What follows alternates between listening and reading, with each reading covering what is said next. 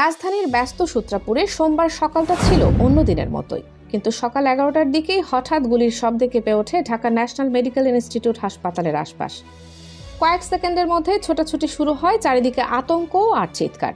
পরে জানা যায় দুর্বৃত্তদের গুলিতে আহত হয়েছেন এক ব্যক্তি, যার নাম তারিক সাইফ মামুন, বয়স আনুমানিক 55 বছর। তার বাড়ি লক্ষ্মীপুর সদর উপজেলার মোবারক কলোনি এলাকায়। দুজন মোটরসাইকেল আরোহী তার উপর গুলি চালিয়ে পালিয়ে যায় বলে প্রত্যক্ষদর্শীদের বরাতে জানা গেছে।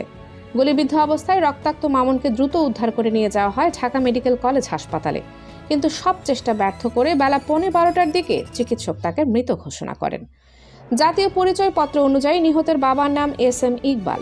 পরিবারের সদস্যদের কান্নায় তখন ভেঙে পড়ে হাসপাতালের করিডোর। নিহতের ঘনিষ্ঠ বন্ধু ফাইজুল হক অপু জানান, সকালে হঠাৎ নিহত ব্যক্তির মোবাইল থেকে একটি কল পান তিনি।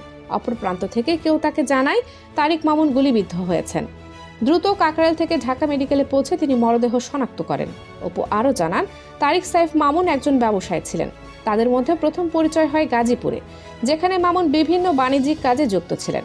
কিন্তু প্রশ্ন থেকে যায়, কারা, কেন, কি উদ্দেশ্যে এই গুলি বর্ষণ? এটা কি কোনো ব্যক্তিগত শত্রুতা নাকি পরিকল্পিত টার্গেট কিলিং? সূত্রাপুর থানা পুলিশ জানায়, ঘটনাস্থলের আশেপাশে থাকা সিসিটিভি ফুটেজ সংগ্রহ করা হয়েছে এবং হত্যার পেছনের কারণ উদ্ঘাটনে তদন্ত চলছে। প্রাথমিকভাবে ধারণা করা হচ্ছে গুলি চালানো দুর্বৃত্তরা আগে থেকেই ওৎ পেতে ছিল। স্থানীয়রা জানান, ঘটনার পর এলাকা জুড়ে তীব্র আতঙ্ক ছড়িয়ে পড়ে।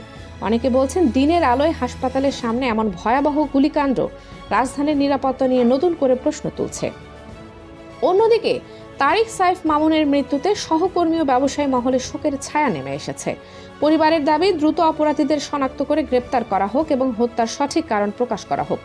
এখন দেখার বিষয়, আইন শৃঙ্খলা বাহিনী কত দ্রুত এই রহস্যজনক হত্যাকাণ্ডের পেছনে গল্পটি উন্মোচন করতে পারে।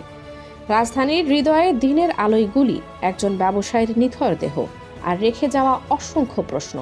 উত্তর খুঁজছে পরিবার, বন্ধুরা আর আমরা সাধারণ মানুষ। Kaniz Fatema Soma, desk news, 0 TV.